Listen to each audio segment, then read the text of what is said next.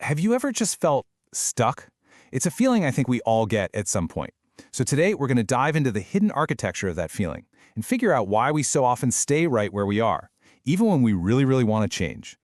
It is such a strange feeling, isn't it? You've got these ambitions, these big ideas for how you want your life to be different. But then you kind of look up and months, maybe even years have just flown by. The job is the same, your daily habits are the same. It's like you're caught in this invisible loop and you just can't quite see how to get out. So why does that happen? I mean, when we know we have these dreams and goals, why do we stay stuck? Well, the surprising answer is that it's almost never about a lack of ambition. Nope, something much deeper is going on right under the surface. Okay, so it really comes down to a fundamental principle of how our minds work. You see, the brain is basically an efficiency machine, and it has this incredibly powerful bias for what it already knows. Familiar situations, even if they aren't perfect, they feel predictable. And to our brain, predictability equals safety. That preference for the familiar, that's the invisible architecture holding us in place.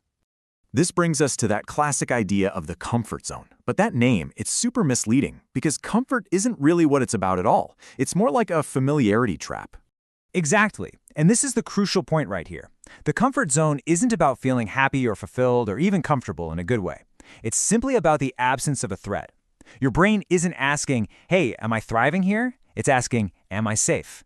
And as long as the situation is predictable, the brain doesn't sound the alarm, even if that same situation is making you completely miserable.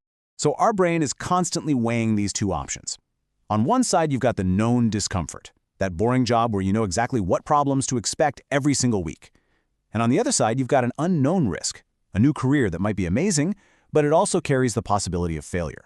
And surprisingly often, the brain will choose the predictable misery over the uncertain opportunity.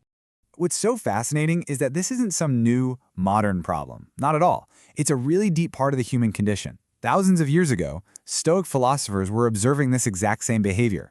People clinging to familiar routines that no longer serve them simply because the alternative was a total unknown. Okay, so this feels like a total catch-22, right? To grow, we have to embrace discomfort. But that feeling of discomfort is the very thing our brain reads as a warning sign to retreat.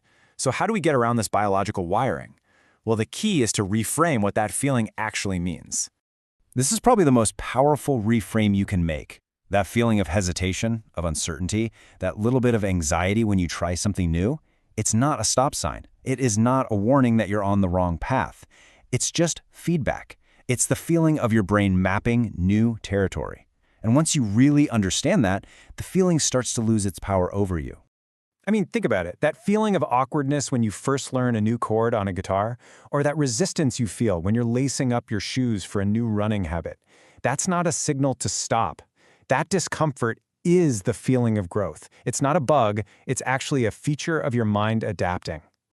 All right, so seeing discomfort as a compass pointing toward growth, that's a huge mental shift. But knowing this is one thing, let's get practical here. What can you actually do to start moving forward? The key is not to try and just blow up your life all at once. That's way too much of a shock to the system, and your brain will just yank you right back. The goal is to grow gently, to expand the edges of your comfort zone slowly, one small, manageable step at a time. The whole strategy is to just create a little bit of momentum. So instead of vowing to hit the gym for 2 hours every single day, just start with a 10-minute walk. Instead of quitting your job to launch a business, maybe just learn a new skill for 30 minutes in the evening.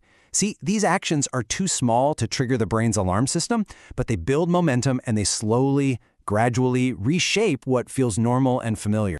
And that brings us to maybe the most important takeaway from all of this. If you feel stuck, it's almost never a reflection of your talent or your worth or your ability.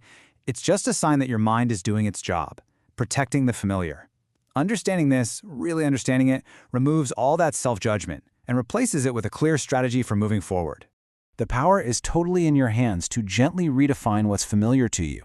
It doesn't start with some giant leap, but with a single, small step. So as we finish up, the question isn't, how do I change my entire life? It's simply this: what's one small, gentle step you can take today?